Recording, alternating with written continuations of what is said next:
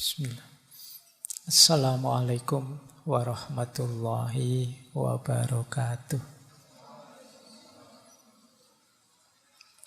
Bismillahirrahmanirrahim. Alhamdulillahi rabbil alamin. Wabihi nasta'inu ala umurid dunya waddin. Allahumma sholli wa sallim wa barik ala habibina wa syafi'ina sayyidina wa maulana Muhammadin wa ala alihi wa ashabihi wa man tabi'ahum bi ihsanin ila yaumiddin. Amma ba'du. Bismillah, mari kita belajar lagi, kita mulai ngaji filsafat lagi. Kita ganti tema ya untuk bulan ini. Biasanya kalau Februari itu temanya tema ya Valentine, tema cinta-cintaan. Sekarang kita balik, Februari temanya patah hati. Tidak apa-apa ya. Ini karena tidak sengaja saya kemarin itu membaca satu artikel bahwa hari ini tingkat kematian karena depresi itu lebih tinggi. Bahkan lebih tinggi dari kematian karena kanker yang ditakuti banyak orang itu. Nah, terus tiba-tiba saya ingat kalian. Saya kok khawatir jangan-jangan kalian ini di duniamu kan yang paling dekat membuatmu depresi itu ya urusan-urusan cinta dan patah hati ini. Makanya tiba-tiba muncul ide, ayolah bulan ini kita belajar tentang patah hati. Kita pahami apa yang terjadi dengan diri kita kalau sedang mengalami patah hati. Syukur-syukur kemudian kita bisa mengendalikannya, tidak kehilangan akal sehat dan badan sehat kita, meskipun mengalami banyak kekecewaan dalam hidup. Tentu saja patah hati itu tidak hanya urusan laki-laki dan perempuan, cinta yang di level eros. Cinta apapun punya potensi jatuh pada sisi patah hati, kekecewaan. Meskipun nanti ya kita urean-urean bagian awal ini kita masih mengambil sisi psikologis jatuh cinta yang biasa kalian alami itu. Minggu depan mulai agak dalam ke filsafat yang jenisnya eksistensial. Minggu depannya lagi agak dalam lagi kita ke stoikisme. Dan nanti terakhir kita masuk dari pintu sufisme. Nah, paling tidak pelan-pelan kita selami diri kita memahami fenomena yang namanya patah hati ini. Dan itu ya memang bagian dari skenario ujiannya Allah untuk hidup kita di dunia ini. Kita mengalami namanya patah hati. Baik, bismillah ya, pelan-pelan. Ini belajar beneran malam hari ini, jadi bukan pengajian. Jadi kita sinau bareng. Bismillah ya, nambah wawasan. Saya awali dari sini. Saya ingin masuknya dari dunia emosi. Ini mungkin wawasan ini beberapa di antara teman-teman sudah paham. Jadi ada psikolog ahli jiwa namanya David Hawkins. Dia membahas tentang kesadaran manusia.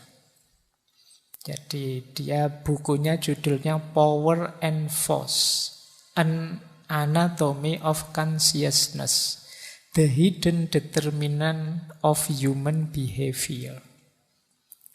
Jadi ini diri kita ini, tingkat kesadaran kita itu hari ini ada di mana. Hawkins ini membuat semacam metrik, semacam peta. Terus dia skor itu mungkin level energinya. Jadi hidup kita ada di level kesadaran yang mana? Itu ada sekitar 8 tambah 9, 17 level. Yang jumlahnya 8 yang awal itu namanya fos. Fos ini coraknya agak negatif.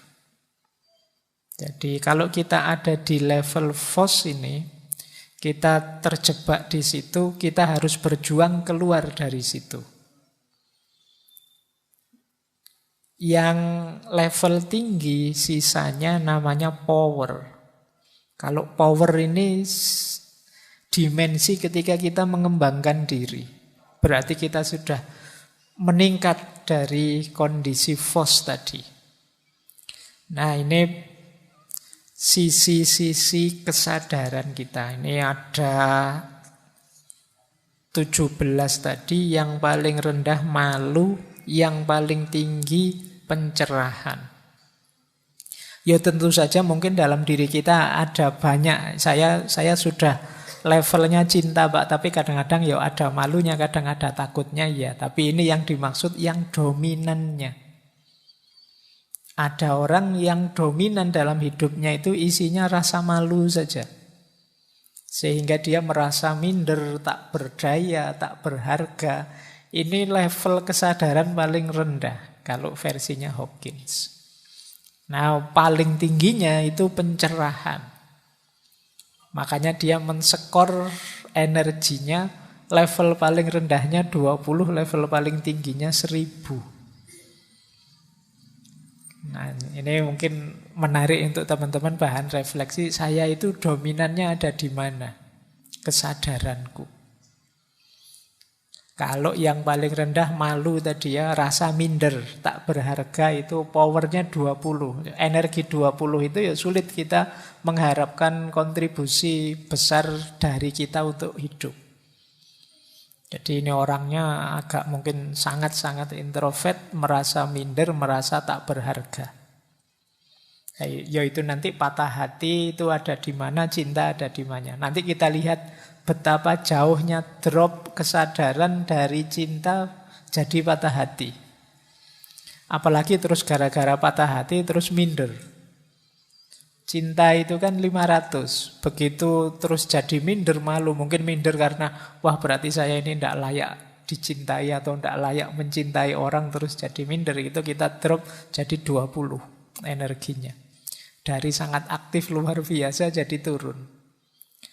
Naik satu level dari malu ada menyalahkan diri. Rasa bersalah. Ini kadang-kadang orang patah hati kan juga bisa menyalahkan diri. Salahku.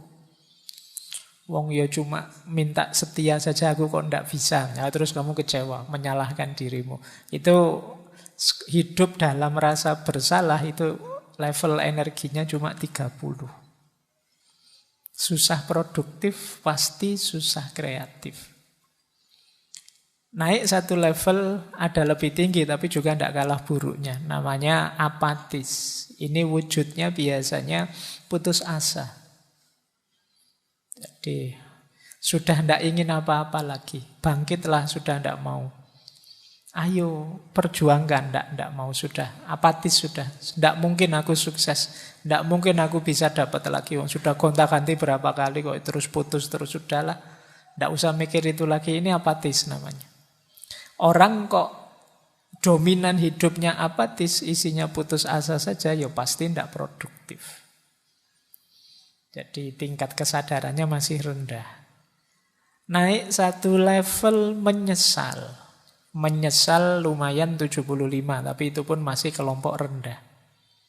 Hidup dalam penyesalan, itu mesti tidak produktif. Ini kita ada masih di ranah force, ranah yang tertekan.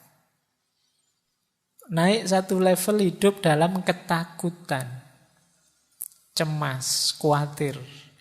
Ini 100 nilainya. Nah, nilai 100 itu ya masih 10%-nya, karena yang paling tinggi 1000. Jadi kalau kalian hidup dalam ketakutan itu masih di lingkup rendah. Nah, ini sudah mulai agak agresif, tapi tetap konotasinya negatif. Di atas ketakutan ada ambisi.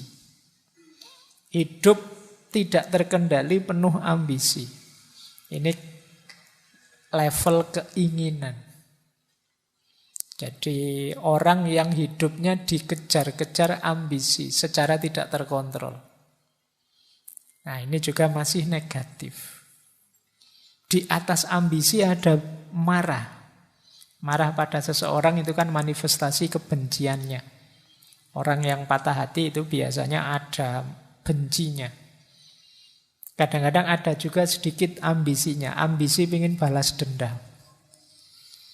Aku dicurangi, hati-hati saja.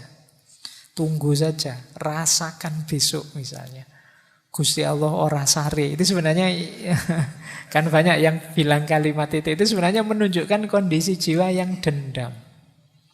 Ingin orang yang dia benci dibalas, meskipun karena aku tidak bisa balas, misi balas dendamnya aku pasrahkan pada Allah.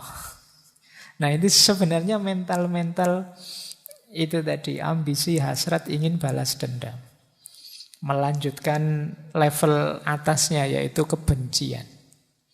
Jadi jangan dikira orang yang ngancam-ngancam pakai nama Tuhan itu sejenis kepasrahan, tapi itu sebenarnya egonya saja. Dia ingin melampiaskan balas dendam, tapi karena terkendala situasi dia tidak mampu, maka dia tunggu Allah yang membalas dendamkan. Nah, di atas itu ada lebih tinggi dari marah, benci, itu level kesombongan, harga diri, merasa diri penting, merasa diri bisa, merasa diri lebih dari yang lain. Itu nilai energinya 175. Masih di lingkup FOS. Nah, nilai energi limit itu kalau bisa kita 200. 200 itu kita sudah mulai power, sudah mulai mampu mengembangkan diri, tidak terjebak dalam ego lagi. Yaitu apa? Yang 200 ini berani. Berani itu kan sifat moderat antara nekat dengan pengecut.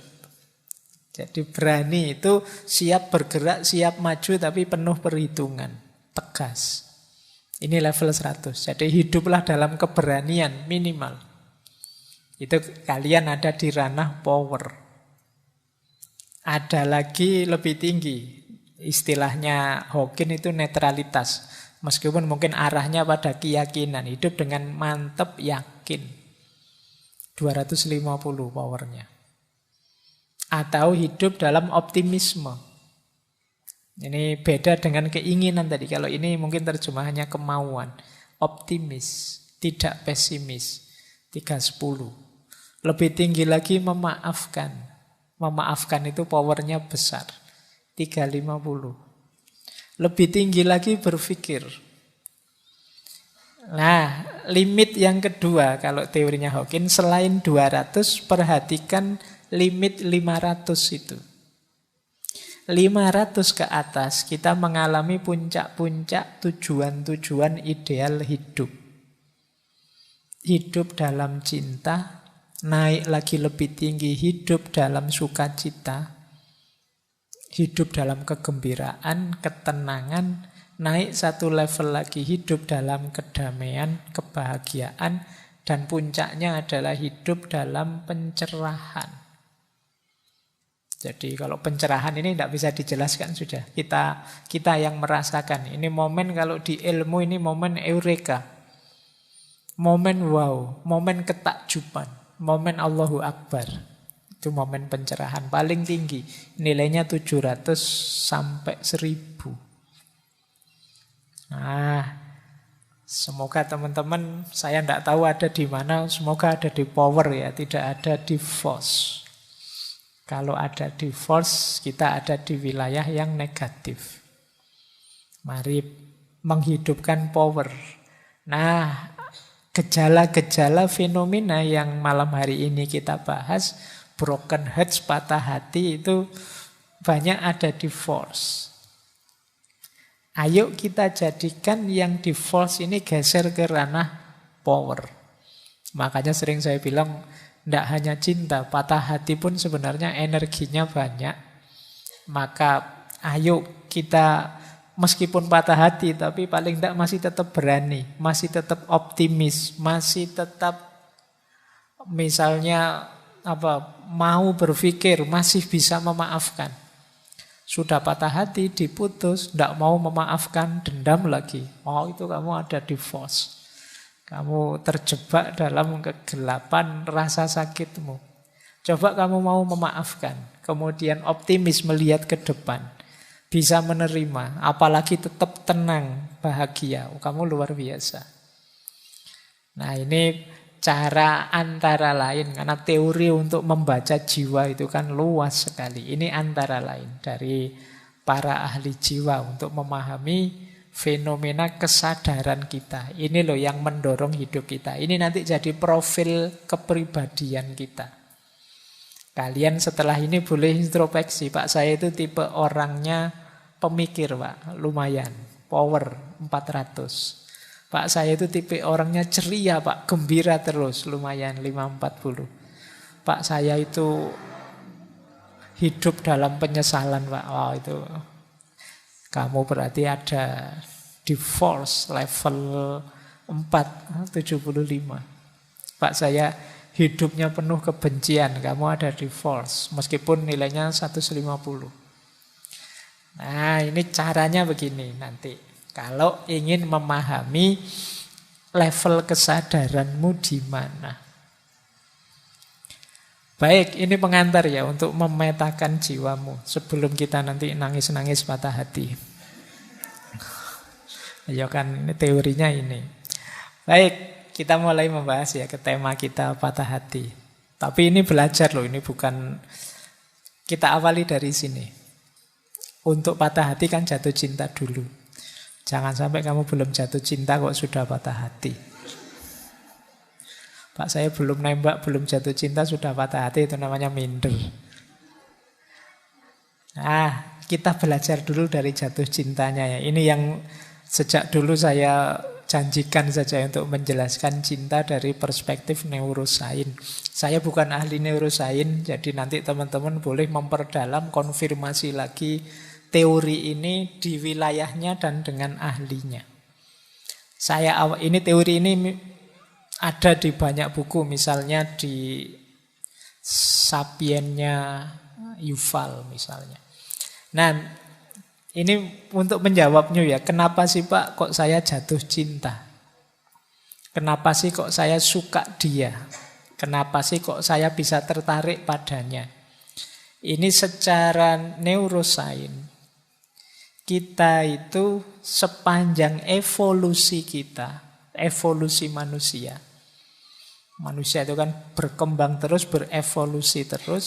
Itu manusia itu sudah belajar karena mengikuti fitrahnya. Kita ini kan punya fitrah berketurunan, punya fitrah melanjutkan generasi, punya fitrah menikah dan lain sebagainya.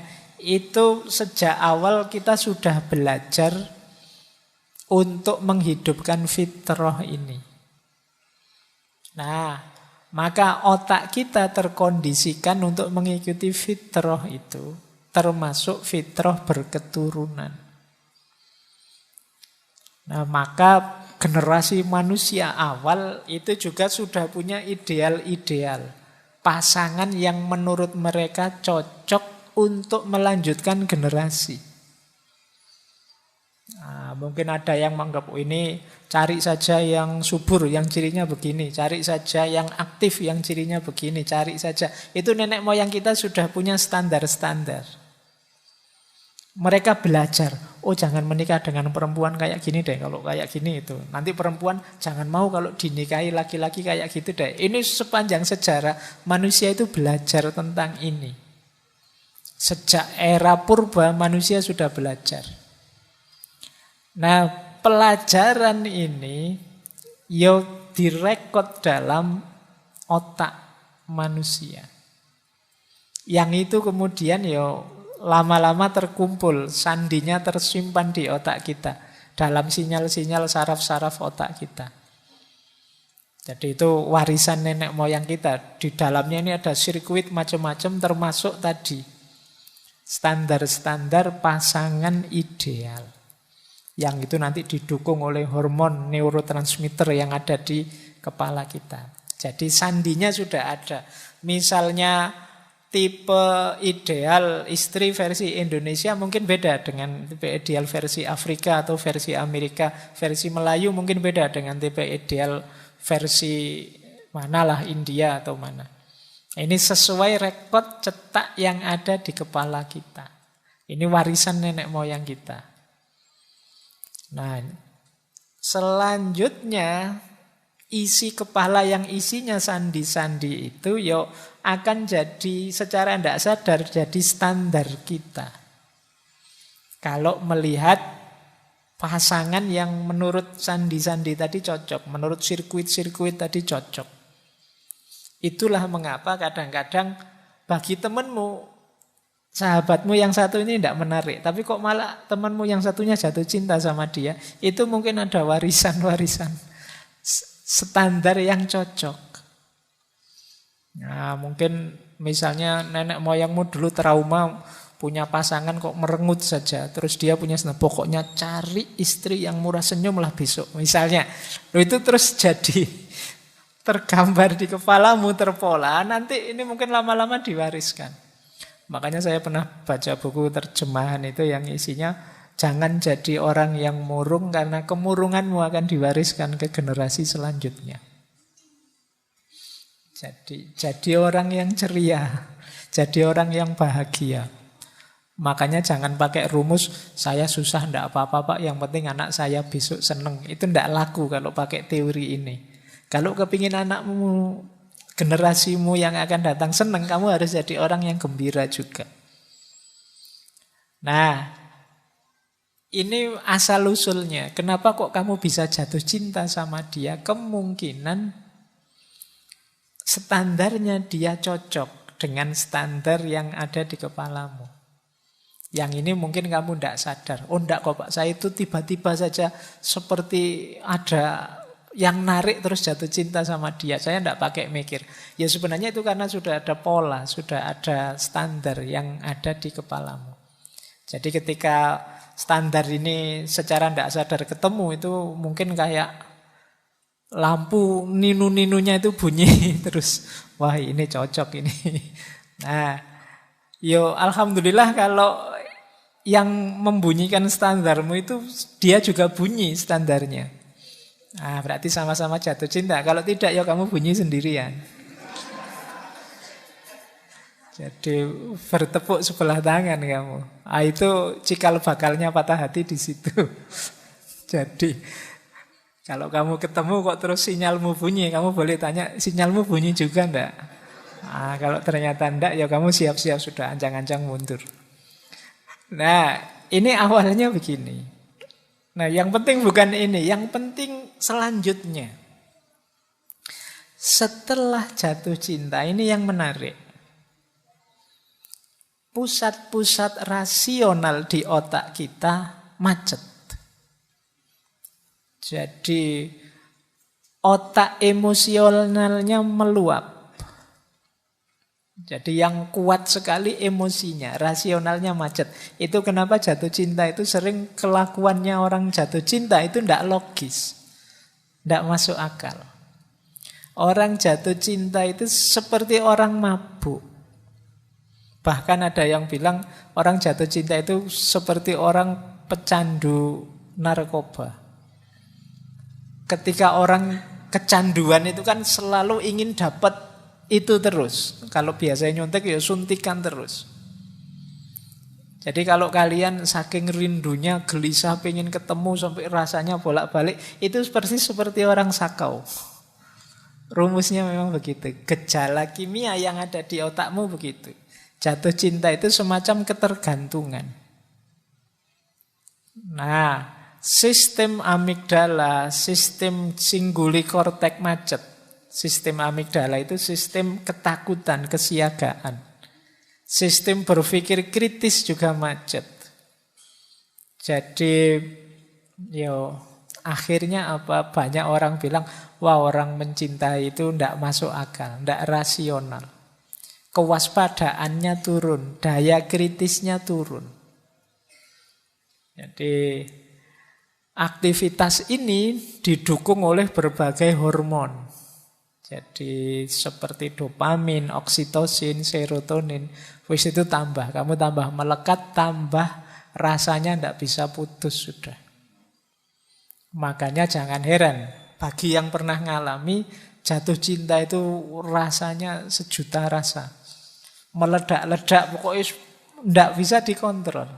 Karena memang otak rasionalnya macet. Jadi kadang-kadang yang dilakukan tidak masuk akal. Ada ndak yang di sini nelpon mulai isya sampai jam 3? Ya, saya pernah diceritain begitu. Ada yang cuma bilang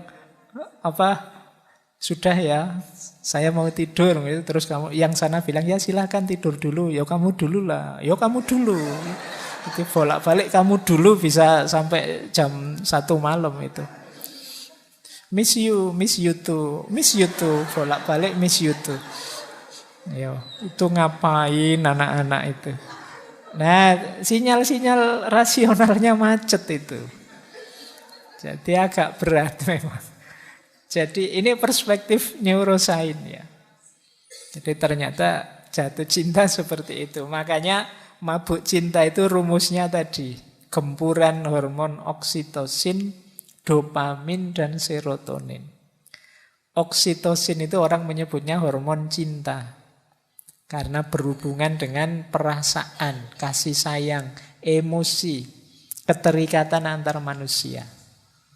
Kemudian dopamin. Dopamin ini hormon kenikmatan. Kalau kita merasakan nikmat, otak kita melepaskan dopamin ini. Misalnya kita makan enak. Begitu makan makanan enak, keluar hormon dopamin ini. Mendengar lagu kesenangan kita, keluar dopamin ini. Ketika dopamin ini keluar, biasanya kita tambah bergairah, tambah semangat, tambah kreatif. Jadi cuma ya dopamin ini yang namanya kenikmatan itu kan ada durasinya. Tidak tahan lama. Itu makanya orang jatuh cinta itu beda antara pertama kali jatuh cinta dengan 6 bulan sesudahnya, setahun sesudahnya. Apalagi 4 tahun sesudahnya. Ya, gairahnya berbeda, intensitasnya beda. Jadi, kenapa ya sudah mulai berkurang asupan dopaminnya. Nikmatnya beda, kayak kita makan itu loh. Waktu lapar-laparnya makan, itu kan nikmat luar biasa, senengnya luar biasa. Tapi ketika kita tambahi piring kedua, mungkin nikmatnya tinggal setengah. Kita tambahi piring ketiga, mungkin nikmatnya tinggal 1/4. Piring keempat sudah tidak muat lagi, tidak enak, sudah kita paksa muntah mesti. Meskipun makanan kesenangan kita. Nah, mungkin kesenangan kita pasangan mungkin juga begitu.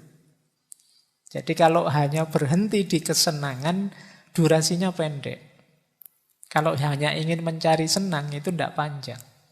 Itu mengapa ya kalau baru jatuh cinta, engkaulah segalanya. Engkau satu-satunya yang paling cakep pokoknya. Tapi nanti dapat 2-3 tahun itu ternyata yang lain lebih banyak yang lebih cakep. Itu berarti hormonnya sudah mulai habis. Berkurang. Makanya jangan pacaran lama-lama, segera menikah. Kalau pacarmu tanya, kok buru-buru menikah? Keburu hormonnya habis. Kalau hormonnya habis tidak menarik lagi nanti. Biar nanti tidak berhenti di mahabbah yang sifatnya eros tadi. Hanya kesenangan tapi naik level. Ya jalannya menikah.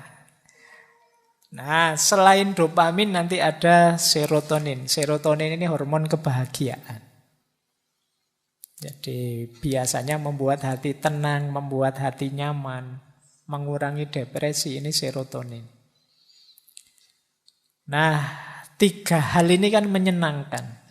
Hormon cinta, hormon kenikmatan, hormon kebahagiaan. Itulah mengapa orang yang mencintai itu kemudian jadi sangat terikat. Khawatir kehilangan kenikmatannya ini. Nah, sayangnya ketika kita patah hati, fasilitas dari hormon-hormon tadi berhenti. Itu yang membuat kita cemas, tertekan, terisolasi. Akhirnya otak berusaha mencari gantinya. Wis pokoknya apa saja boleh. Itu makanya ini yang saya bilang orang patah hati maupun orang jatuh cinta itu energinya luar biasa. Sama-sama otak rasionalnya macet. Sehingga kadang-kadang melakukan hal-hal yang tidak terbayangkan. Baik ketika jatuh cinta maupun ketika patah hati. Itulah gunanya kita harus hati-hati dengan energi yang kita miliki saat jatuh cinta maupun patah hati. Karena ketika kita patah hati pun daya kekecewaan, daya kekesalan, daya rasa sedih sakit karena kehilangan kenikmatan, kesenangan, kebahagiaan tadi itu bisa tersublimasi jadi apa saja. Orang bisa melakukan apa saja bahkan yang tidak terbayangkan. Ada banyak cerita-cerita bagaimana orang patah hati atau orang jatuh cinta itu melakukan hal-hal yang sama sekali tidak terbayangkan oleh kita. Mungkin kalau kita geleng-geleng tidak akan mau seperti itu. Tapi bagi yang ngalami jatuh cinta itu tidak masalah melakukan itu. Jadi orang luar yang melihatnya, alah kok gitu amat sih wong jatuh cinta aja kok. Itu wong patah hati itu aja susahnya apa sih mbok nyari lagi. Ya kamu yang tidak ngalami ngomong enak saja begitu. Yang ngalami itu jungkir balik dia. Diputus emangnya kenapa mbok yo nyari lagi. Mau yang lain ya banyak, mau yang lebih jelek apa lagi. Misalnya, tapi tidak sesederhana itu loh. Bagi kalian yang pernah ngalami, semoga tidak ada. Ya saya tahu lah ini kan anak alim semua. Nah, ya, jangan-jangan kasusnya seperti tadi, belum pernah jatuh cinta Pak, ya tidak mungkin patah hati. Tidak masalah bahwa orang yang patah hati itu bagi dia tidak masalah dia melakukan apapun asal bisa ada ganti dari kenikmatan, kebahagiaan, rasa cinta tadi yang sekarang hilang. Karena sebelumnya sudah terlalu melekat ke sana. Nah, ini kalau dijelaskan secara neurosains ya, secara hormonal. Maka sebenarnya tema bulan ini itu saya dedikasikan untuk yang patah hati, ayo kita temani mereka. Karena mereka ini sering hanya diketawain saja sama lingkungan sekelilingnya. Kita selalu mengagung-agungkan cinta, kita ngomong kemana-mana tentang betapa luar biasanya cinta. Tapi kita lupa ada sisi gelapnya cinta yang namanya patah hati. Yang oleh masyarakat dipandang remeh, dipandang sepele. Padahal bagi yang ngalami itu beratnya luar biasa. Jadi kita mungkin susah menasehati mereka. Saya bilang tadi banyak saluran-saluran rasional yang mampet, tapi paling tidak kita bisa menemani mereka. Nah, itu sebenarnya tujuannya, biar mereka juga merasa ternyata yang aku rasakan ini sesuatu yang penting. Mereka ini mungkin agak paradok. Masyarakatnya bilang, alah begitu aja. Alah wong tidak penting saja, tapi kok sakitnya seperti ini ya. Kok beratnya seperti ini ya. Baik. Oke ya, ini penjelasan perspektif neurosainsnya. Nah, yang ingin lebih dalam boleh nanti. Hari ini banyak buku-buku yang menjelaskan ini. Bagaimana kondisi otak, situasi otak saat orang mengalami jatuh cinta maupun patah hati. Oke, sekarang kita dalami kondisi emosinya. Patah hati itu, sederhananya biasanya didefinisikan kondisi emosi yang mengalami kekecewaan dan kesedihan mendalam karena harapan tidak sesuai dengan kenyataan. Jadi, kenapa ada patah hati? Ya karena yang diharapkan tidak terjadi. Yang diinginkan tidak terwujud. Nanti sebenarnya solusinya, kuncinya yang terletak pada harapan dan kenyataan ini. Bagaimana kita memanage harapan, bagaimana kita memahami kenyataan. Jadi bagi yang patah hati diingat-ingat dua keyword ini. Karena sakit hatimu berhubungan dengan harapanmu dan berhubungan dengan kenyataan. Oke, yo harapan dan kenyataan itu seperti kamu membayangkan dirimu seperti apa, begitu berkaca, walah ternyata aku itu hanya seperti ini. Nah, itu harapan dan kenyataan.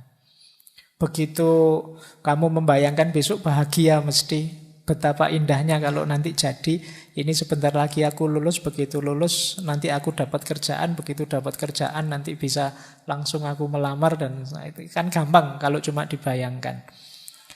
Begitu dijalani kok tidak sederhana ya. Mau lulusnya saja pontang-panting luar biasa. Apalagi nanti cari kerjanya. Apalagi itu terus kamu jadi kecewa, hatimu patah. Apalagi kamu nyari kerja tidak dapat-dapat, mau ngelamar kok susah, akhirnya dia dilamar orang lain. Oh, itu kamu menyanyi lagu India kalau sudah begitu. Oke, nah kita lihat ya. Cuma saya membaca banyak buku tentang patah hati ini, memang ternyata seperti cinta. Patah hati itu sulit dijelaskan. Hanya yang merasakan mungkin yang tahu pasnya. Kalian yang belum merasakan sulit. Maka malam hari ini saya tidak akan menjelaskan detail ciri-cirinya. Saya ngutip saja dari beberapa sumber, beberapa materi tentang kondisi batinnya orang yang patah hati. Cuma ini saya ambil dari beberapa novel saja. Untuk menginkannya.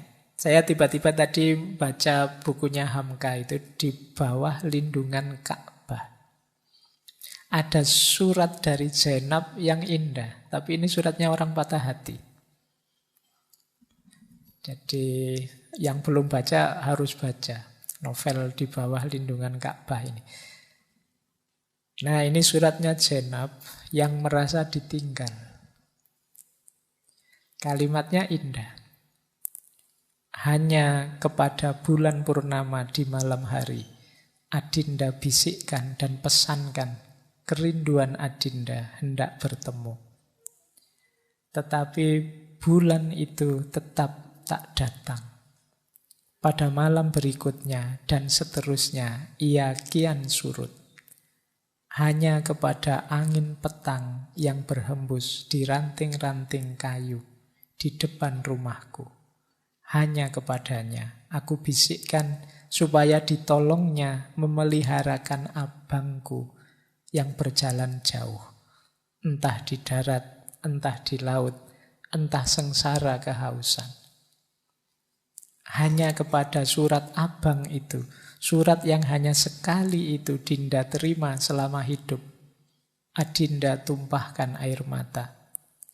Karena hanya menumpahkan air mata itulah kepandaian yang paling penghabisan bagi seorang perempuan. Tetapi surat itu bisu. Meskipun ia telah lapuk dalam lipatan dan telah layu karena kerap dibaca, rahasia itu tidak juga dapat dibukanya. Sekarang abang, badan Adinda sakit-sakit. Ajal entah berlaku pagi hari, entah besok sore. Gerak Allah siapa tahu, besarlah pengharapan bertemu. Dan jika abang terlambat pulang, agaknya hanya bekas tanah penggalian, bekas air penalkin, dan jejak nisan yang dua yang akan abang dapati. Adikmu yang tulus, Zainab. Itu kalimatnya indah ya. Baik, kalau kalian hari ini kan tidak terlatih bikin surat seperti ini. Kalian bisanya cuma ngirim emoticon melet-melet sama ketawa-ketawa. Iya. Oke, bayangkan suasana hatinya Zainab yang disalahpahami. Baik, nanti kalian bisa baca novelnya, paling tidak feel-nya bisa terasa. Seperti itu sakitnya orang patah hati. Atau ini Magdalena. Magdalena itu Novel terkenal sekali. Ada yang bilang apa tenggelamnya kapal Van der Weyck itu banyak terinspirasi dari Magdalena ini. Nah, ini pacarnya Magdalena, namanya Stephen, yang ditinggal nikah oleh Magdalena. Kalimatnya menarik. Benarkah Magdalena, kita berdua telah putus, dan kita sudah menjadi dua orang asing yang tak mengenal satu sama lain? Salah satu dari kita tidak lagi ingat kepada temannya yang lain, kecuali seperti mengingat impian di masa kecil yang bekasnya telah terhapus oleh berlalunya hari dan lewatnya tahun. Benarkah jika kita bertemu di satu jalan, masing-masing akan meneruskan perjalanannya tanpa menyapa temannya?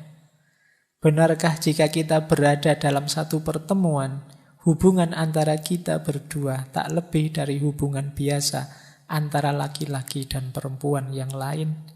Benarkah jika kita berada dalam satu pertemuan, tidak ada yang kita bicarakan, kecuali tentang cuaca dan suhu udara? Alangkah cepatnya peredaran waktu dan alangkah aneh tindak tanduk dan peristiwanya. Apakah dalam sehari semalam saja semua harapan yang kita bina dengan baik, dengan mencurahkan segala penderitaan dan kepedihan, mencucurkan seluruh air mata yang kita miliki, berubah begitu cepat? Semua itu akan menjadi kisah usang yang telah dibungkus dengan cerita baru. Beginikah rasanya hari kiamat? Beginikah rupanya dunia yang menjadi hancur lebur? Beginikah tampak bintang gemintang yang berjatuhan di angkasa? Langit terkatup seperti tertutupnya sebuah buku. Ini rintihan-rintihan orang yang sedang patah hati. Ini dulu pernah juga saya ambil waktu kita membahas sayap-sayap patah. Kalau yang Magdalena tadi, ini kalau dalam teori patah hati namanya sedang denial, menyangkal. Nah, kalau ini mungkin dulu pernah kita baca juga ya. Akhirnya kita saling berdiri dan saling mengucapkan selamat tinggal. Namun cinta dan putus asa berdiri di antara kita, bagaikan dua hantu yang merentangkan sayapnya.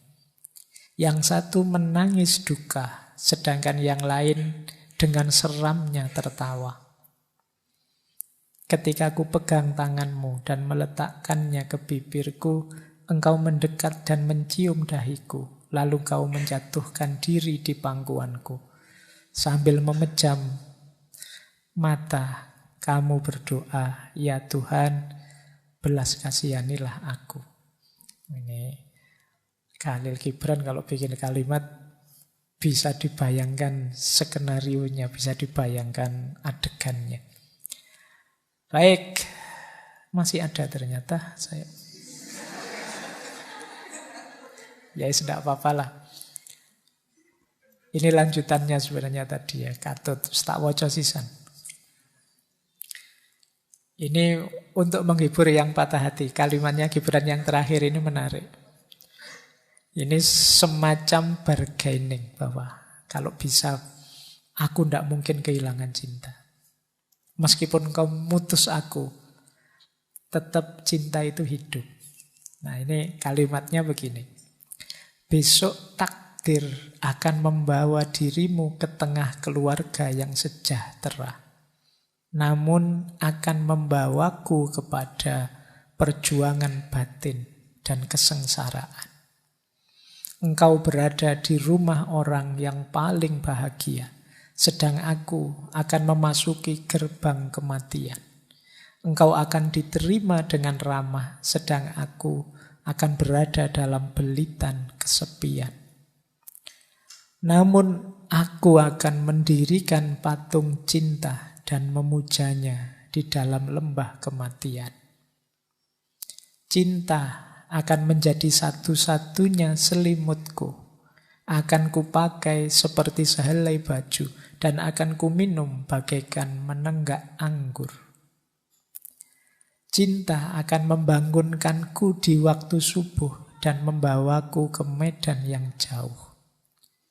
Di siang hari, cinta akan membimbingku ke bawah rimbunnya pepohonan, di mana aku berteduh bersama burung-burung dari sengatan matahari. Di sore hari, sebelum matahari tenggelam, cinta memerintahkanku beristirahat, sambil mendengarkan nyanyian alam, dan memperlihatkan padaku bergeraknya awan di langit biru yang meremang. Di malam hari, cinta akan memelukku, dan aku pun tertidur, lalu bermimpi tentang dunia yang sangat indah, yang hanya ada dalam jiwa-jiwa para penyair dan pecinta. Cinta, wahai kekasih, akan tinggal denganku hingga akhir hayatku. Bahkan sesudah tiadaku, dengan seizin Tuhan, kami pun akan tetap bersatu. Ini kalimat-kalimatnya orang yang sedang ditinggal oleh kekasihnya menikah. Baik, silahkan dirasakan. Sekarang kita bahas ya. Kalau tadi kan karena saya sulit menjelaskan situasi orang yang sedang patah hati, saya kutip-kutipkan dari beberapa novel. Ya biasanya memang orang sedang jatuh cinta atau orang sedang patah hati itu mendadak bisa pinter bikin puisi. Ya, boleh kamu cek. Kalian yang sedang naksir siapa atau jatuh cinta sama siapa itu tiba-tiba pinter bikin puisi. Ini menarik teorinya. Seperti saya jelaskan dulu ya bahwa di awal-awal tulisannya Jami', ketika ada seorang anak muda yang pingin belajar tasawuf, sama mursyidnya disuruh pulang dulu, disuruh jatuh cinta dulu.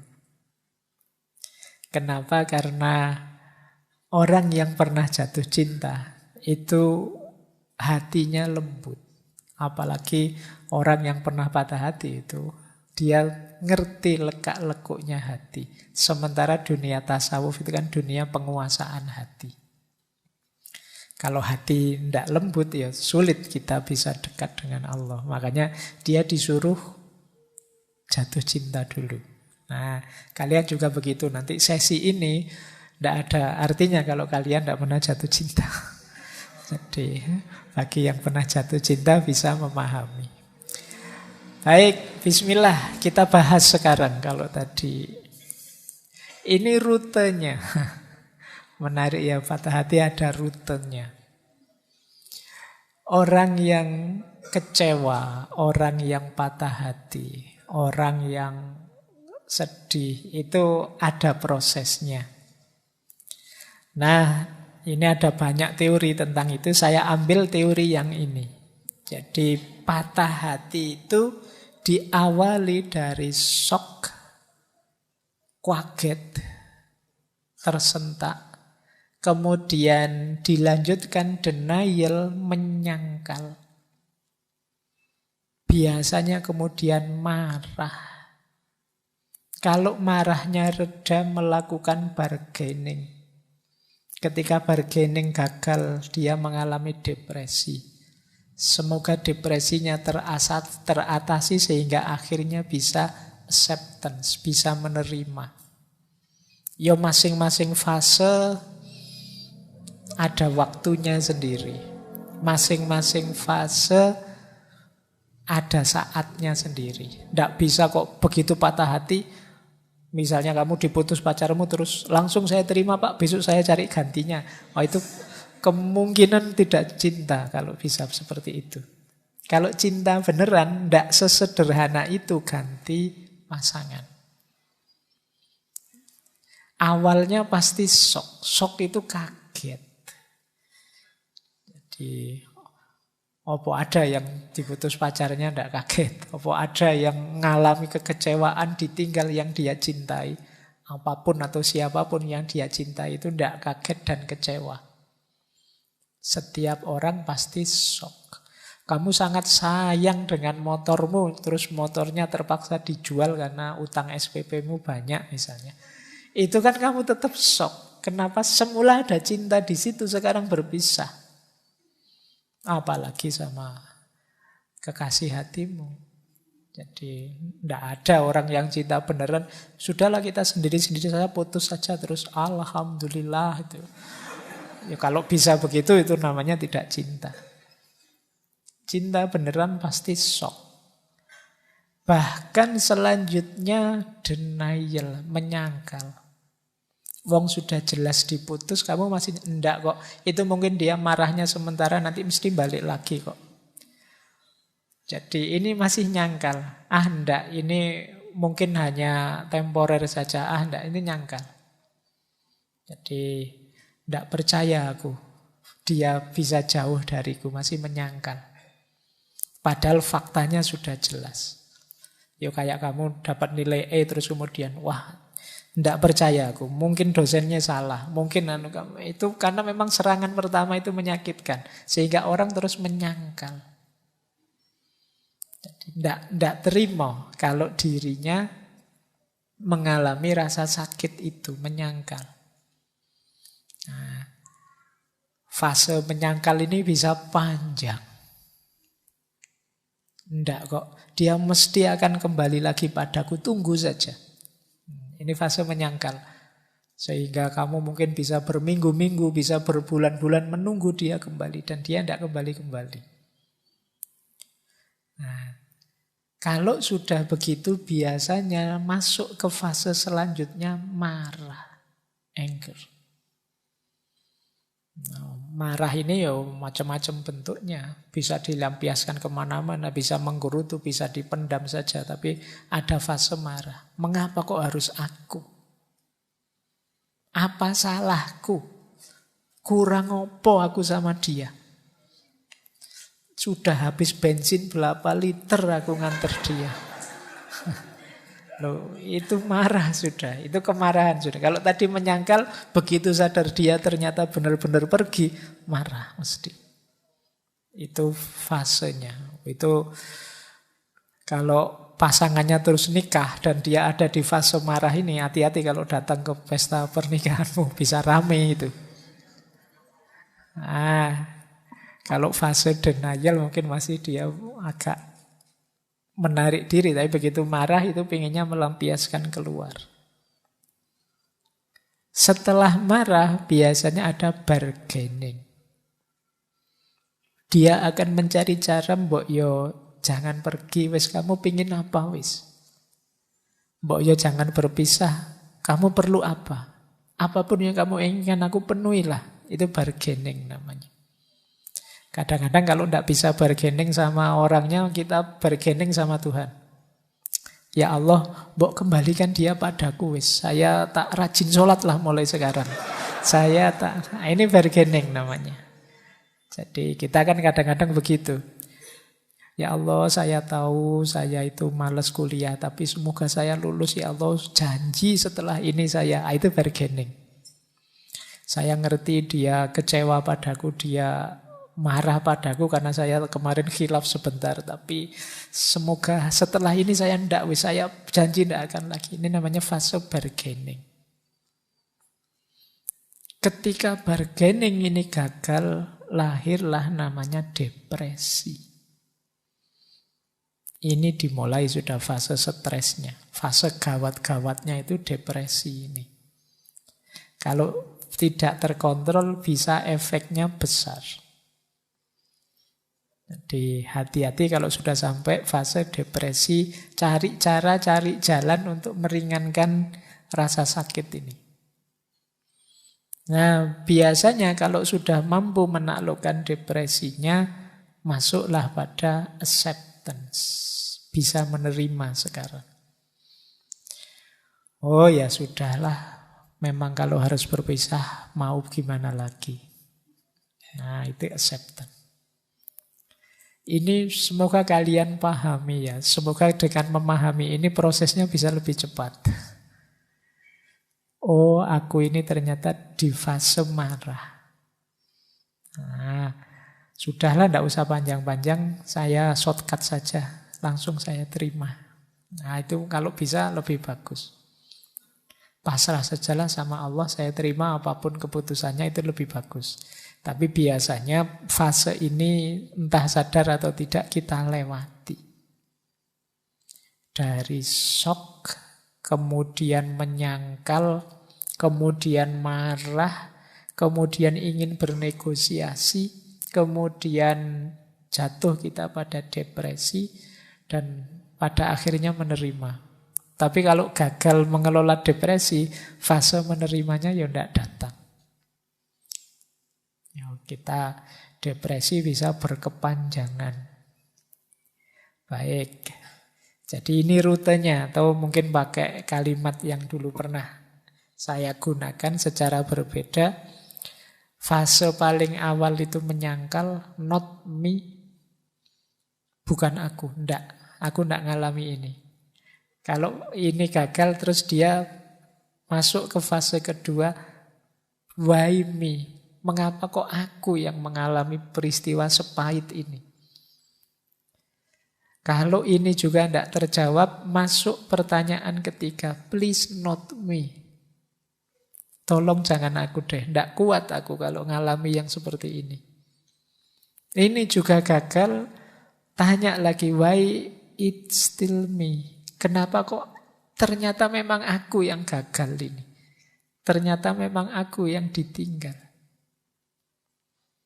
Terus fase bargaining. Fase bargaining itu I will but. Oke lah, tidak apa-apa. Tapi saya perbaiki lagi. Nah, itu yang selanjutnya. Kemudian slide-nya hilang, Rek. Saya tidak tahu ini laptopnya mungkin habis baterainya. Sudah mancep tadi, cuma tidak diklik. Ayo, tidak apa-apa. Why me? Pertanyaannya. Oke. Ini powerin di Mas. Kalau tadi not me, tadi masih denial, tidak kok masih hidup kok. Ternyata diuduk, ternyata mati beneran. Pertanyaan jadi why me? Semoga tidak membuat teman-teman patah hati karena terputus. Ini namanya harapan tidak sesuai kenyataan. Tapi kan tetap harus diterima. Mau tidak mau memang terjadi. Jadi anggap saja ini contoh langsung teori tadi ya. Kamu tidak perlu bingung-bingung memahaminya.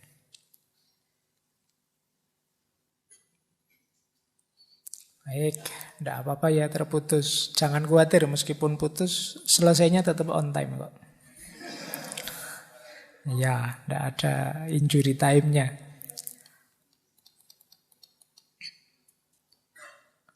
Oke, tadi sampai sini ya. Jadi ini sebenarnya sama dengan yang sebelumnya tadi. Shock, denial, anger, bargaining, depression, acceptance. Cuma dengan kata yang berbeda. Awalnya orang menyangkal, mesti bukan aku. Kok ternyata aku? Why me? Kenapa kok aku? Kemudian menegaskan lagi, mbok yo jangan aku. Terus kenapa sih kok masih aku? Why it still me? Oke lah, mbok begini saja, itu bargaining. Tapi pada akhirnya ya diterima. It's okay, tidak masalah. Berarti sudah acceptance. Tapi ini prosesnya sampai it's okay ini panjang. Saya pernah baca buku itu paling cepat 6 bulan. Paling cepat loh ya berarti. Itu berarti bisa panjang. Ada ndak yang patah hati sampai hari ini terbayang-bayang terus? Nah, mestinya masih ada. Padahal patah hatinya sekian tahun yang lalu. Nah, kita menyebutnya tidak bisa move on. Tapi ya memang proses. Yang dalam diri setiap orang beda-beda proses sembuhnya patah hati ini. Patah hati dengan apapun, dengan siapapun. Wong yo kita berpisah dengan apapun siapapun di dunia ini kan pasti. Makanya kemampuan mengelola patah hati itu bagi saya penting. Mungkin saja kita tidak patah hati dengan pasangan kita, tapi pasti pada saatnya kita akan patah hati juga, berpisah juga dengan apapun. Baik, kita lanjutkan ya. Jadi ini rutenya. Sekarang kita cek efeknya. Nah, hati-hati loh ya, patah hati juga berhubungan dengan kesehatanmu. Yang pertama apa? Gangguan kecemasan kronis. Jadi tubuh kita ini punya mekanisme fight or flight. Kalau merasa ada bahaya. Kayak kita waktu ketemu harimau misalnya di depan kita. Itu kan alternatif juga, fight or flight. Nah, cirinya apa? Tubuh kita bereaksi fight or flight itu biasanya ya kita gemetar, jantung berdebar-debar, kepala pusing, mual, cemas, takut ini, takut itu. Ini kecemasan kronis. Tidak ada apa-apa kita gemeteran sendiri, takut sendiri, jantung berdebar, kepala pusing. Ini fight or flight. Mungkin pernah saya jelaskan dulu orang yang kena gejala psikosomatis itu kan karena pikirannya tidak tenang, pikirannya cemas, ya fisiknya kena. Perutnya mules, kepalanya pusing, vertigo. Nah ini karena kecemasan. Nah, tubuh kita juga begitu. Begitu patah hati, ya mekanisme tubuh kita ini mekanisme mencari selamat tadi. Bahaya ini datang. Dia ingin menyelamatkan dirinya, maka itu tadi jantung berdetak lebih cepat, kepala jadi pusing, perut rasanya mual. Nah ini namanya gangguan kecemasan. Ya kalau cuma ketemu harimau sebentar, wong patah hati ini lama. Kita terus-terusan begitu, ya mesti fisik kita kena. Jadi gangguan kecemasan itu ya tidak sederhana. Orang yang ngalami mesti merasakan pusingnya. Saya ada teman gangguan kecemasan itu karena sempat melihat temannya meninggal gara-gara kena stroke. Itu dia was-was terus. Kepalanya pusing sedikit, waduh jangan-jangan gejala stroke ini. Terus dia jantungnya berdebar-debar, berkeringat dingin, rasanya seolah-olah ini gangguan kecemasan. Nah yang patah hati juga mudah terkena ini. Karena patah hati itu tubuhmu merespon ada bahaya datang.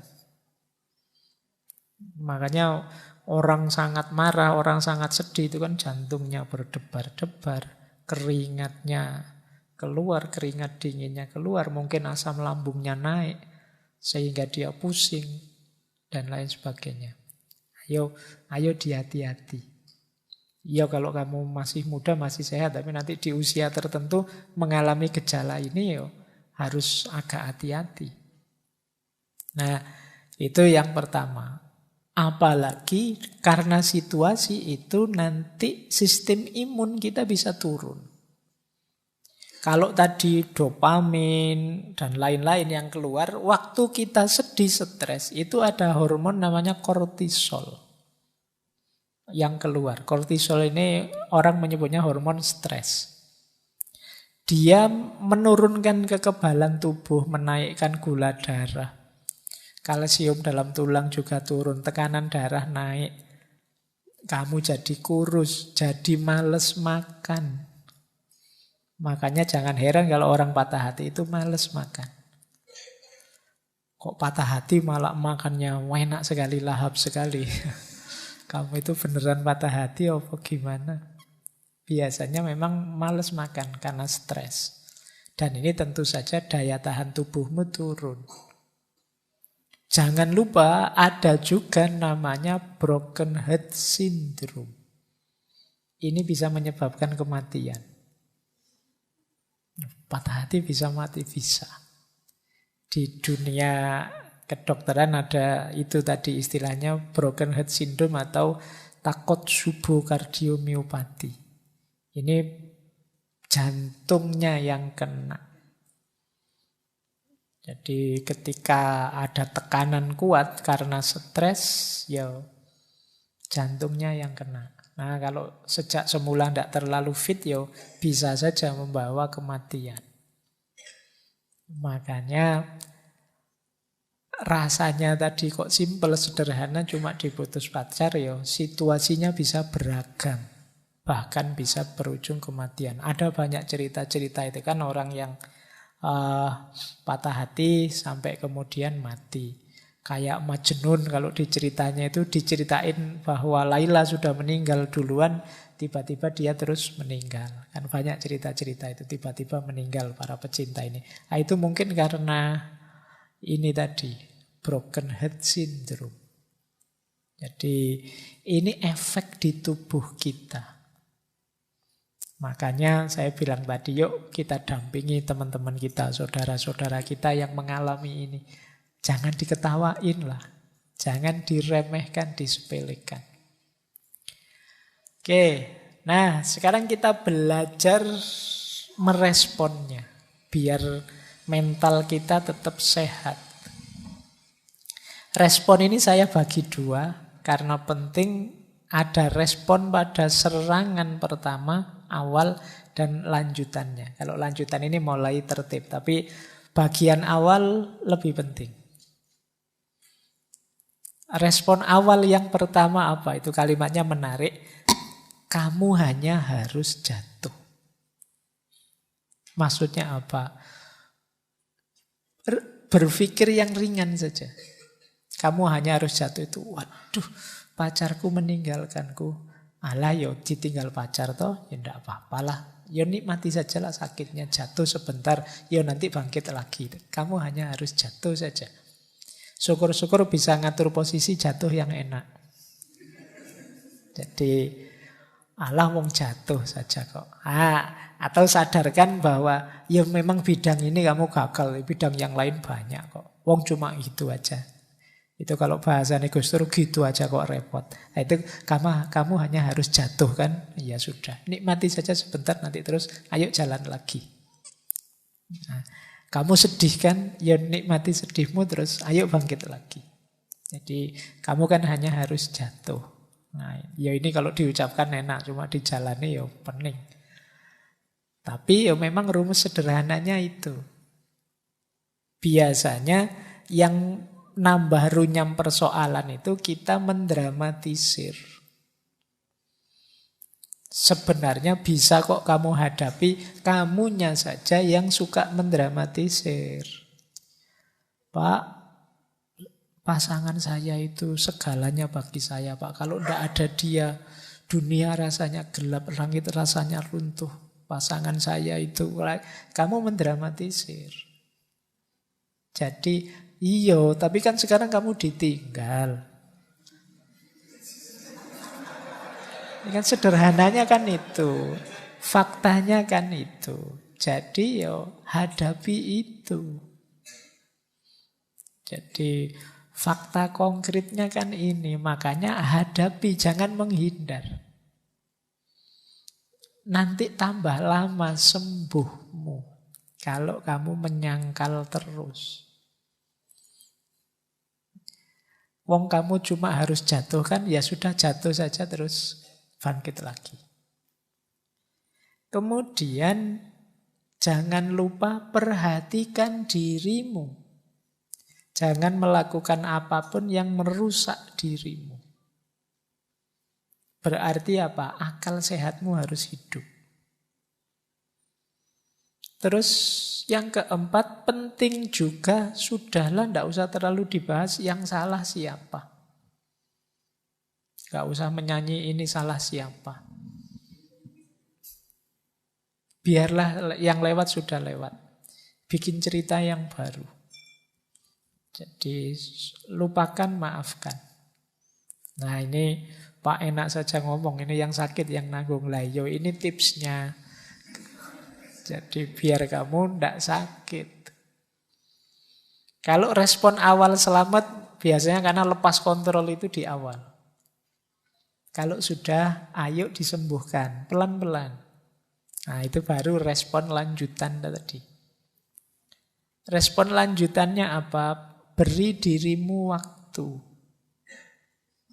Tidak apa-apa kok, butuh waktu. Ya diikuti prosesnya. Kadang-kadang kita yang agak mempreser mereka. Ayo segera lupakan, segera. Loh, tidak segampang itu. Untuk bisa melupakan. Ya kalau amnesia. Kalau masih sehat tidak bisa langsung melupakan. Tetap teringat terus tidak apa-apa. Beri waktu dirimu. Tapi jangan berlama-lama. Memang tidak mungkin bisa langsung lupa. Lewati penyangkalan tadi ya berarti sudahlah tidak usah menyangkal lagi, diterima saja. Dan berhenti bertanya mengapa itu terjadi. Terus maafkanlah. Nah, selanjutnya apa? Teringat tidak apa-apa, tapi jangan diingat-ingat. Beda ya, teringat dengan diingat-ingat itu. Diingat-ingat itu berarti sengaja mengingat. Ya kamu tambah sakit nanti. Tapi teringat pasti iya, wong namanya pernah punya banyak kenangan indah, ya mesti saja teringat. Biasa saja, tidak apa-apa. Dia datang silahkan, mau pergi lagi silahkan, di pikiran loh. Pak kok saya teringat dia, ya tidak apa-apa, diikuti saja. Nah, nanti pada saatnya ya lupa lagi, nanti kapan datang ingat lagi, lupa lagi, biar saja. Tapi jangan secara sengaja diingat-ingat. Kelihatan kok secara sengaja mengingat-ingat itu. Jangan-jangan kamu tiba-tiba stalking Instagramnya, ngecek YouTube-nya. Ya kamu tambah sakit nanti. Kalau ke situ-situ lagi. Jangan-jangan dia posting sama pasangannya yang baru. Wah tambah sakit lagi kamu. Kamu tidak berani posting pasanganmu yang baru, kamu tidak dapat. Atau yang kamu dapat levelnya di bawah yang ninggal kamu, misalnya. Sudahlah, tidak usah dipikir lagi, tidak usah mancing-mancing ke situ. Kemudian apa? Tetap merasa berharga, jangan minder, menjatuhkan value tadi sampai ke level FOS yang paling rendah. Merasa dirimu tidak berharga, engkau tetap berharga. Dia saja yang tidak tahu hargamu.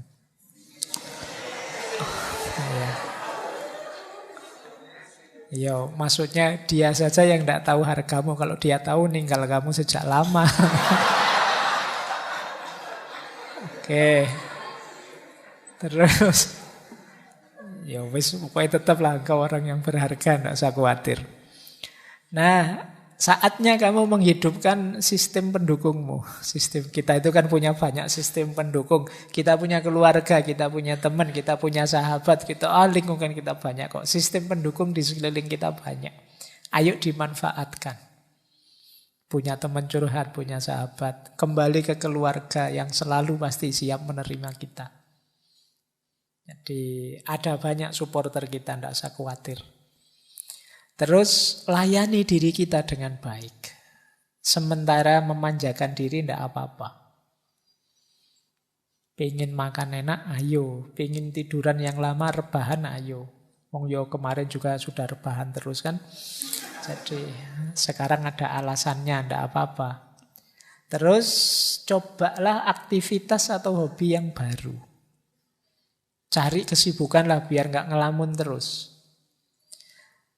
Terus apa? Bangun kenangan-kenangan baru. Bahkan ada yang bilang datangi tempat-tempat yang dulu kamu perlu kenangan dengan dia, bikin kenangan yang baru di situ. Jadi biar ketumpuk yang teringat kenangan yang terakhir ini, yang lebih indah.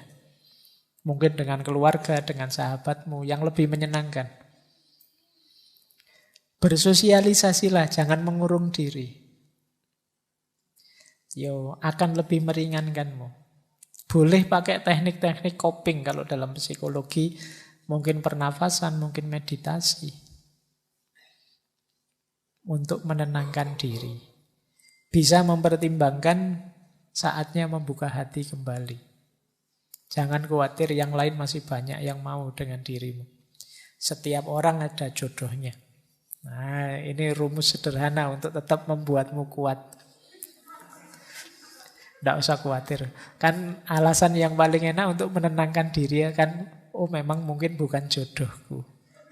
Nah, itu paling nyaman. Kita bersandar kembali ke Tuhan. Kalau Tuhan tidak menghendaki, ya mau apa? Sekuat apapun kita tanpa kehendaknya tidak ada apa-apanya.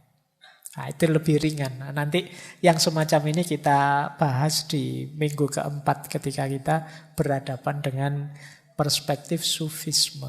Cuma malam hari ini memang kita pahami dulu situasinya orang yang patah hati.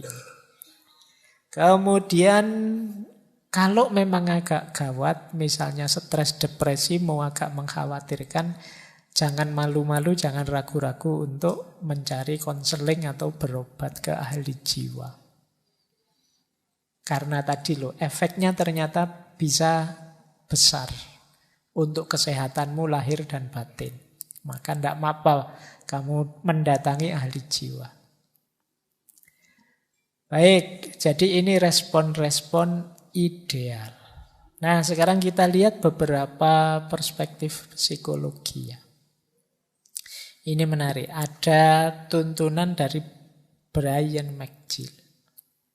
Kata dia sebenarnya, ayo kita lihat dari sudut pandang yang berbeda. Kata dia, sebenarnya hatimu bukan patah. Hati tak akan bisa patah. Yang kamu rasakan adalah sakitnya tumbuh. Hatimu tumbuh dalam kebijaksanaan, kelembutan, dan kekuatan. Sehingga suatu hari nanti kamu bisa mencintai lebih hebat. Jadi mari kita pahami secara berbeda. Ini persis pelajaran filsafat. Jadikan apapun jadi pelajaran termasuk patah hati. Pelajaran itu berarti kita pahami dalam rangka kita tumbuh jadi lebih baik. Kita harus tambah baik dari pengalaman, termasuk pengalaman patah hati. Maka peristiwa hati yang patah itu jangan dipahami hati yang patah, tapi kita pahami sebagai pelajaran untuk kita tumbuh. Sekarang aku tahu cara hidup bersama yang tidak mengecewakan pasangan. Sekarang aku tahu maknanya kesetiaan. Sekarang aku tahu caranya membahagiakan, menggembirakan. Itu dari hubungan dan juga dari patah hati. Tadi kita bisa belajar. Jadi katanya Brian McGill, yuk kita membacanya jangan hanya di aspek kekecewaan dan kesedihan, tapi kita membacanya di aspek pelajaran hidup yang kita dapat. Tambah banyak pengalaman, tambah matang kita menyikapi hidup ini. Nah, ini yang sulit diperoleh kalau hanya dari buku. Perlu kita dapat dari pengalaman. Jadi ini pelajaran menurut saya jadi strategi untuk kita biar tidak terjebak di situ-situ terus. Tapi kita mengambil sudut pandang yang berbeda bahwa penderitaan yang kita rasakan itu hakikatnya adalah pelajaran. Nah, ada lagi pelajaran dari Hemingway, kata dia the most painful thing is losing yourself in the process of loving someone too much and forgetting that you are special too. Kalian boleh tetap nyambung, boleh pisah, tapi tolong jangan kehilangan dirimu. Banyak orang yang saking melekatnya pada seseorang dengan alasan saking cintanya, sampai dia melenyapkan dirinya.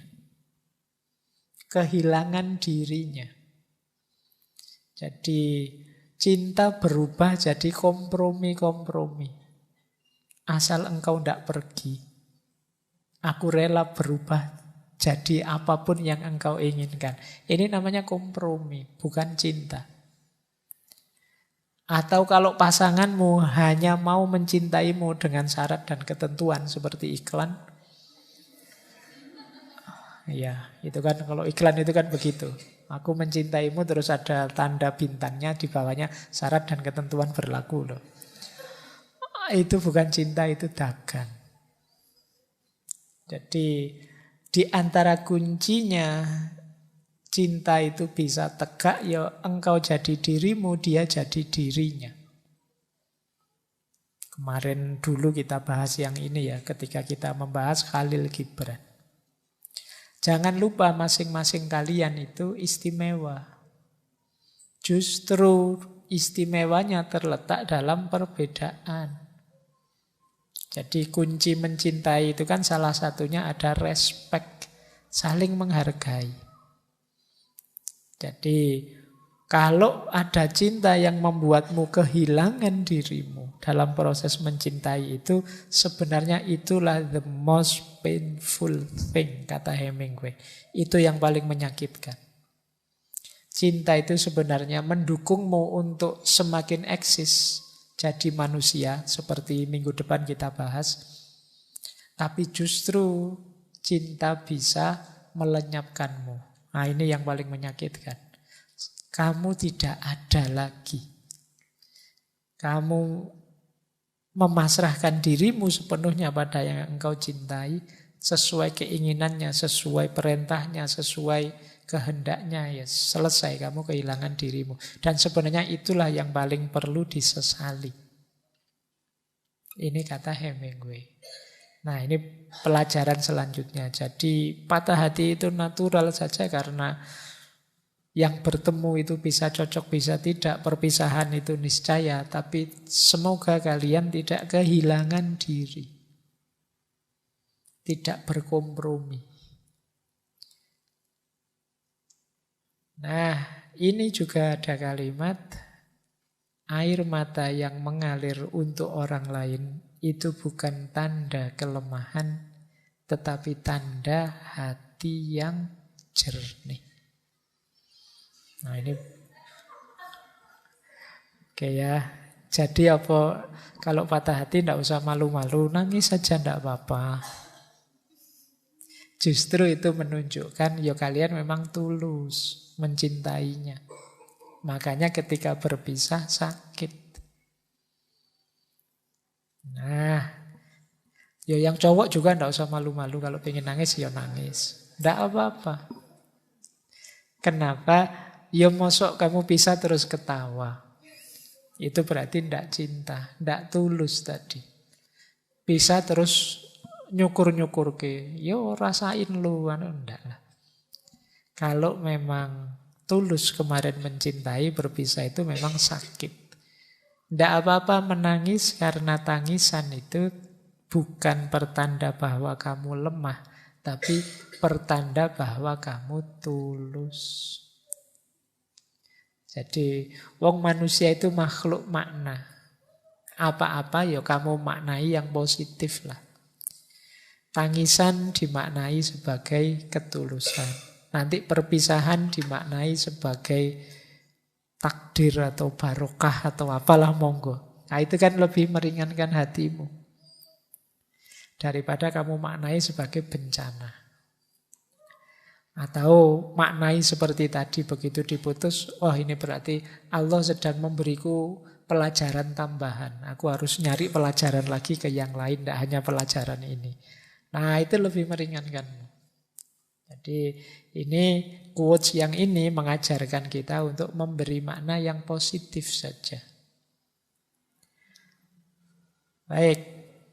Nah, ternyata kata Josh Harris ini yang tadi punya quote sebelumnya, ada yang lebih menyakitkan dibandingkan patah hati. Waiting hurts, forgetting hurts, but not knowing which decision to take can sometimes be the most painful. Menunggu itu menyakitkan. Melupakan juga menyakitkan. Tetapi tidak tahu mana yang harus aku lakukan, aku putuskan. Itu biasanya kadang-kadang jauh lebih menyakitkan. Berarti apa? Situasi tidak jelas itu lebih menyakitkan. Kamu itu masih cinta padaku apa pingin pisah? Nah, kalau masih cinta kok begitu, kalau pengen pisah kok begitu, tidak jelas.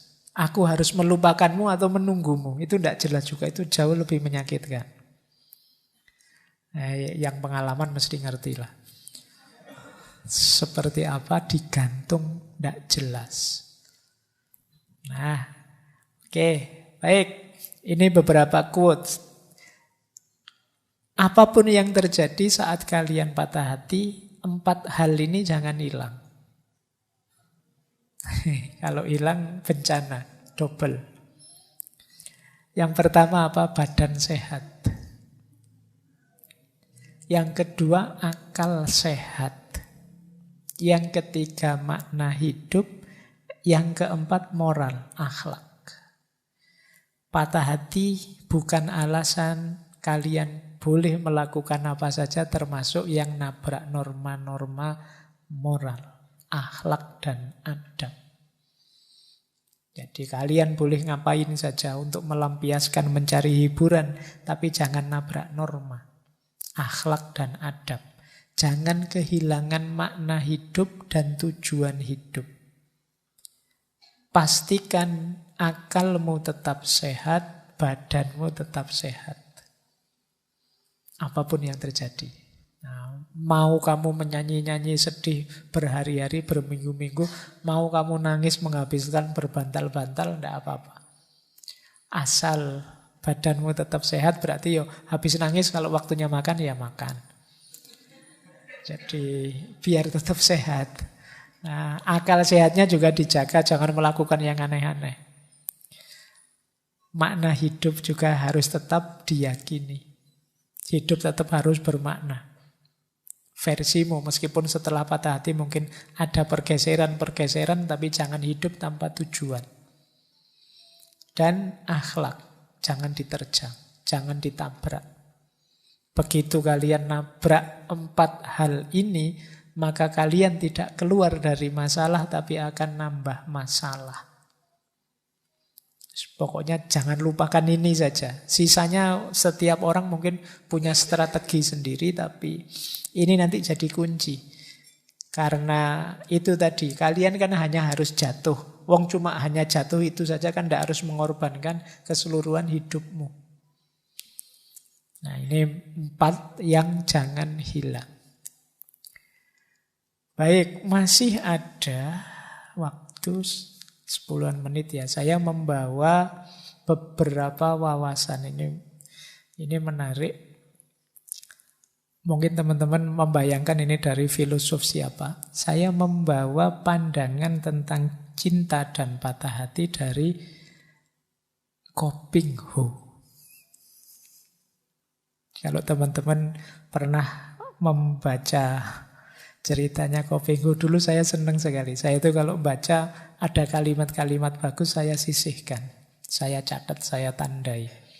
Nah, saya ketemu pandangan yang bagus tentang patah hati dan cinta ini.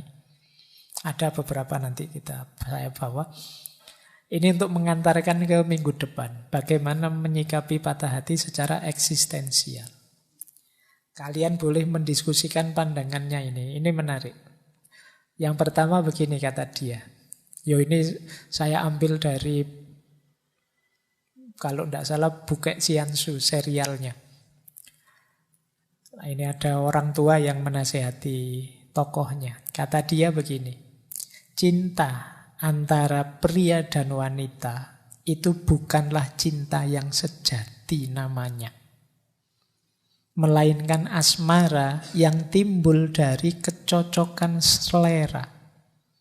Baik mengenai ketampanan maupun mengenai watak, sehingga saling tertarik, kagum, seperti orang melihat bunga-bunga indah.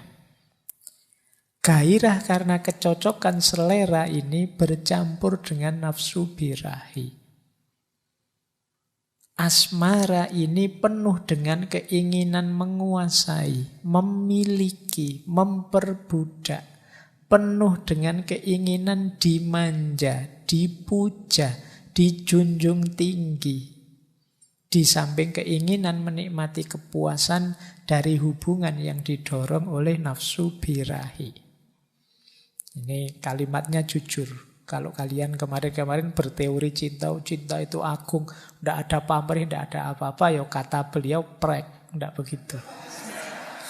Pasti ada pamrih-pamrih fisik, dorongan birahi. Kenapa begitu? Karena semua ini bersumber dari si aku yang selalu menunjukkan segala hal demi kepentingan dan kesenangan diri sendiri. Meskipun dengan cara yang cerdik, berliku-liku, tujuan terakhirnya adalah untuk diri sendiri, untuk si aku ini. Kamu boleh berteori ndaki-ndaki tentang cinta, ya ujungnya tetap ke situ nanti. Kamu pengen seneng-seneng. Sesuai kepentinganmu. Karena itulah asmara antara pria dan wanita ini menimbulkan hal-hal gila. Seperti sekarang ini. Hal-hal yang tadi kita sebut tidak masuk akal. Kalau diputuskan menimbulkan duka, kalau dikhianati menimbulkan benci. Kalau tidak ditanggapi menimbulkan cemburu. Ini menunjukkan ego. Pendeknya asmara antara pria dan wanita itu menimbulkan bermacam pertentangan, ketakutan. Yaitu takut kehilangan dan duka. Itulah cinta antara pria dan wanita yang kau agung-agungkan itu. Nah, ini masih berlanjut. Teman-teman semoga sudah menangkap poinnya ini. Nah, terus dibantah oleh muridnya. Mungkin itu gambaran cinta orang yang wataknya buruk. Seorang yang hanya mementingkan dirinya pribadi. Cinta orang yang berhati nurani bersih, itu kan dia sanggup berkorban. Siap melakukan apapun juga. Bahkan sanggup berkorban nyawa kalau perlu untuk orang yang dicintai. Nah, malah diketawain. Itu alasan kuno yang sudah menjadi kembang bibir semua orang yang mabuk cinta. Memangnya aku percaya bahwa engkau akan berani berkorban nyawa untuk gadis yang kau cintai. Tetapi bagaimana seandainya gadis itu tidak membalas cintamu? Bagaimana kalau engkau melihat dia berkasih-kasihan dengan pria yang lain? Bagaimana kalau dia tidak setia kepadamu, mengolok-olok cintamu, dan dengan mencolok bermain cinta dengan pria lain di hadapanmu? Apakah engkau tetap rela dan cintamu akan tetap? Jadi omong kosong saja, orang mengorbankan nyawa demi cinta. Alah itu, prek juga. Wong yo kalau pacarnya ganti pasangan atau ngelirik orang lain saja kamu marah-marah.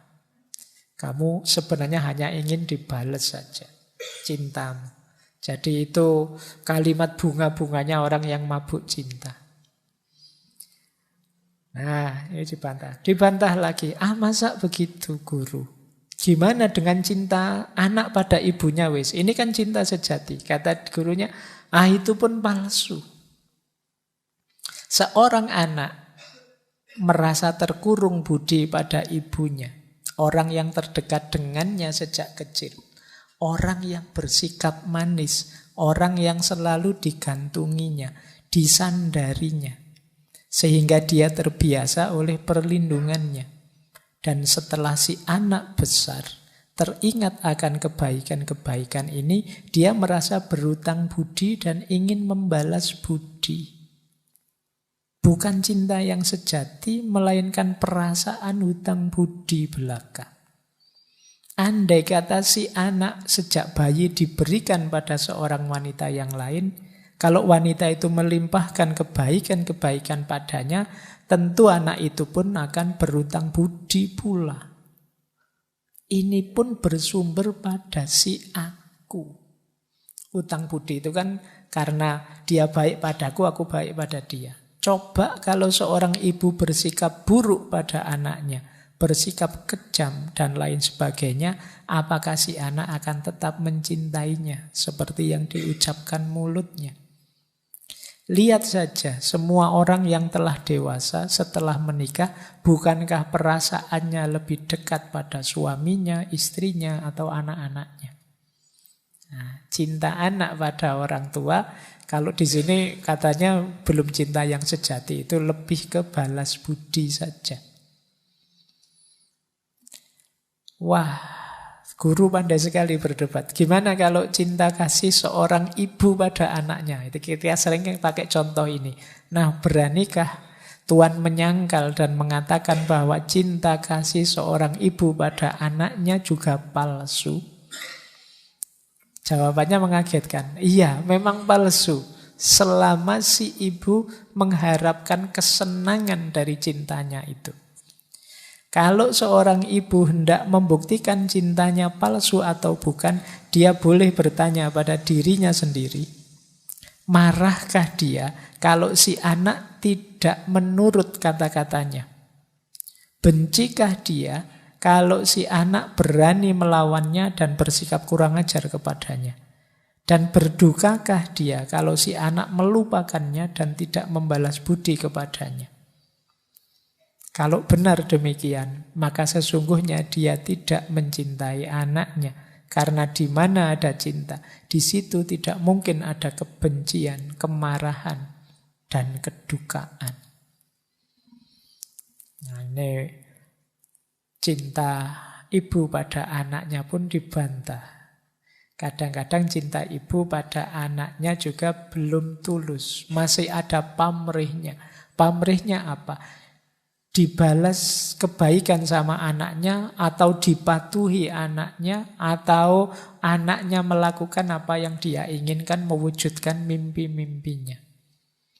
Kalau si anak ini rasanya kok mimpinya berbeda dengan dia, itu biasanya sudah sikapnya agak berbeda. Ada banyak cerita semacam ini. Ya tidak semuanya, tapi kalau ada seperti ini berarti belum tulus cintanya. Selama masih ada pamrih belum tulus. Nah, terakhir kalau begitu pendapatnya Tuhan, kalau cinta itu bukan perasaan manusia yang biasa, mungkin ya hanya cinta pada Tuhan saja yang suci. Jawabnya malah lebih tegas lagi. Sama sekali tidak. Cinta manusia pada Tuhan itu lebih munafik lagi. Sesungguhnya bukan cinta, melainkan pemujaan, dan pemujaan ini palsu belaka. Kalau dibaliknya terhadap keinginan agar memperoleh balas jasa atau imbalan. Kalau manusia memuja Tuhan dengan niat agar memperoleh imbalan berkah, baik selagi masih hidup atau kelak kalau sudah mati, maka pemujaan itu pun palsu belaka, seperti jual beli. Cinta adalah sederhana dan wajar, tanpa pamrih. Karenanya tidak akan mendatangkan kecewa, benci, atau duka. Jadi patah hati tadi kemungkinan muncul karena cintanya masih banyak pamrihnya. Termasuk pamrih ingin menikahi, pamrih ingin dibalas cintanya, pamrih ingin memiliki sepenuhnya. Berarti belum tulus. Kalau sudah tulus, seperti dulu pernah kita bahas ya, bahkan aku ingin membahagiakan yang aku cintai, bahkan jika seandainya aku harus pergi, harus menjauh, kita harus berpisah, dengan itu dia bahagia, aku rela. Nah, ini baru tulus. Tapi kalau ditinggal kok terus marah-marah, dari cinta berubah jadi benci, ya berarti yang tadi cintanya masih belum tulus. Ini kalau pakai teorinya Koping Ho ini ya. Biar tidak hanya teorinya para filosof, para teolog. Kita ambil perspektif yang agak berbeda. Jadi karena kalau dalam psikologi itu ada istilah paradox relationship. Paradox relationship itu paradox hubungan. Orang itu semakin melekat mencintai, semakin mudah membenci.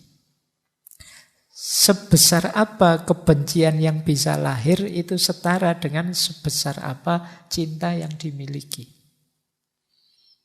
Orang yang bisa mengecewakan kita paling besar adalah orang yang paling kita cintai. Jadi ini namanya paradoks hubungan. Hubungan itu yang paling mengecewakan adalah yang paling kita melekat di situ. Ya mungkin sekarang belum kelihatan, tapi begitu ada kasus sedikit meledak. Kita misalnya dibohongi teman kita, itu mungkin biasa, tapi dibohongi orang yang kita cintai, rasanya sakitnya double. Kenapa? Karena kemarin kita punya pamrih-pamrih pada dia. Ketika pamrih ini terbalik, tidak muncul, kita kecewa, kita marah, dari cinta kemudian jadi benci. Nah ini ada pelajaran-pelajaran. Berarti kok Pak saya balik-balik pacaran patah hati, ya mungkin perlu naik kelas cintanya. Belajar lagi mencintai secara lebih tulus. Nah mungkin itu yang tadi disebut pelajaran tadi ya. Ayo belajar lagi, belajar lagi. Entah itu sebagai orang tua, dengan sahabat, dengan yang dikasihi, termasuk mungkin dengan Allah. Itu ayo latihan mencintai secara lebih tulus. Itu yang kalau dalam agama namanya ikhlas. Fokusnya hanya pada yang dicintai, tidak pada aku, kalau bahasanya Ko Bing Ho tadi. Tidak untuk kepentinganku dan tidak keinginanku, tapi kepentingan dan keinginan yang dicintai saja. Nah ini namanya cinta yang tulus. Yang ini memang enak kalau diceramahkan begini, kalau dijalankan berat. Karena menyingkirkan ego itu tidak gampang. Orang sulit menaklukkan aku itu. Karena aku ini kan sudah mewarnai hidup kita sehari-hari. Ada cara lebih mudah untuk biar kita tidak ditelan oleh aku. Ayo sekali-sekali latihan menjauh dari diri kita. Kita pandangi diri kita secara lebih objektif. Nah itu mungkin memudahkan kita mengenali ego kita, aku kita. Sehingga jangan-jangan kebaikan-kebaikan yang banyak kita lakukan itu terbongkar nanti kalau kita mengambil cara ternyata kebaikanku selama ini masih berpamrih. Masih sebenarnya untuk kepentingan ego. Tidak karena kebaikan itu sendiri dan tidak ikhlas karena Allah. Nah, ini titik-titik di mana kita harus belajar dan banyak mengambil pelajaran dari fenomena-fenomena seperti patah hati ini. Karena tidak mungkin dalam hidup kita itu semua keinginan kita terpenuhi. Ketika keinginan kita tidak terpenuhi, di situ muncul fenomena patah hati ini. Baik, saya kira itu untuk malam hari ini. Ini masih pengantar saja. Minggu depan baru kita dalami secara filosofis. Bagaimana kita mengelola patah hati ini. Ini masih kita senggol-senggol sedikit, kita pahami kejiwaannya orang yang patah hati.